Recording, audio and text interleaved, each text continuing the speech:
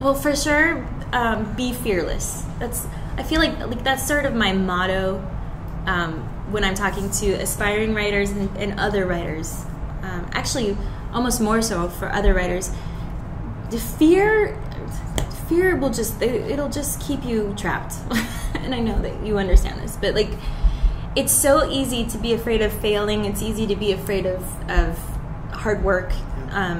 It's so easy to be afraid of those things, but even more so when you're talking about your work, something you create. So I write books, and really every story I write is very revealing of me. So if you read a story by me, you kind of get a glimpse of how I think and how I feel and my personal experiences maybe.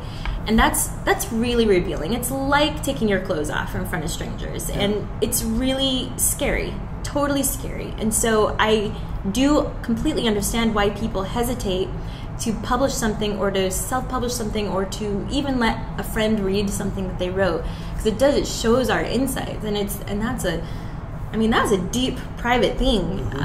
But if you're fearless, if you do it, if you take those little risks, I guess, involved with sharing something that's a piece of you, it's so worth it. Somebody who lives on the other side of the world who can read something you wrote and feel you, like, it's almost like we're designed to do that. We are designed to make and feel and create and connect.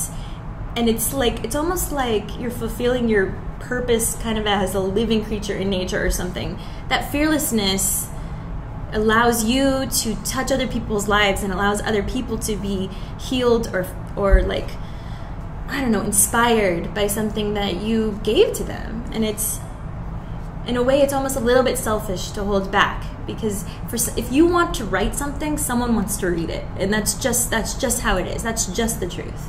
You know, maybe it's one person, maybe it's, a billion people, but that is just the truth. And even if it's one person, that person deserves to have the chance to connect to it. So I would say, for sure, be fearless.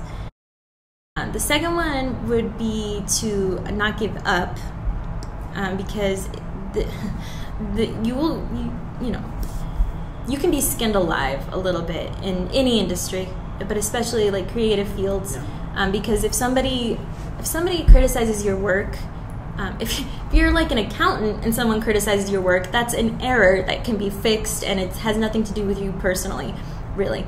If you're a writer and someone hates your work, that's just all personal. That's just all heartbreak, and it's really easy to want to never try again. Like there were moments with Sophie and Carter after it came out where I would read a review and cry, which is normal. It's so normal, but it's number 3 is don't read reviews.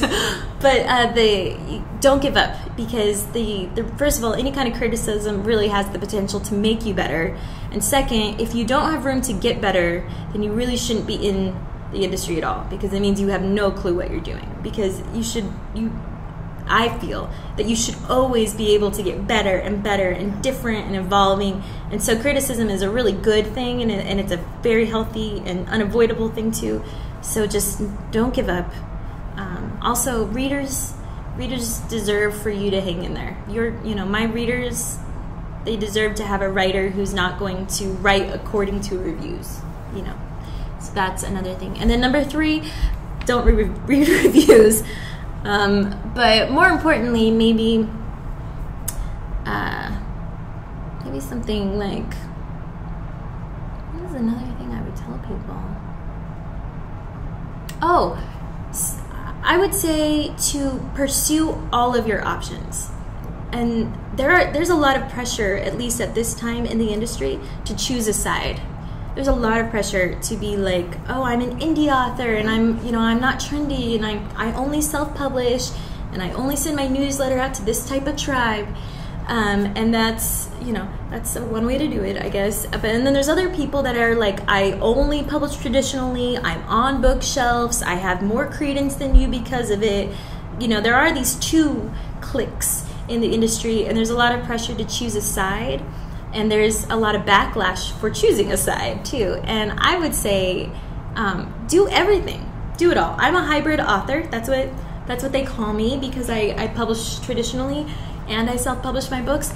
And I hope to God that I will be a hybrid publisher until I die. Like, I don't ever want to be in any kind of box. And if there's a new kind of publishing that comes out where my books are written in 3D or something, I want to do that too. I want to be a part of everything that has to do with creating a story and sharing that story, regardless of what that means. So I would say to people, just look into and choose all of the options. Figure out what you like and try it.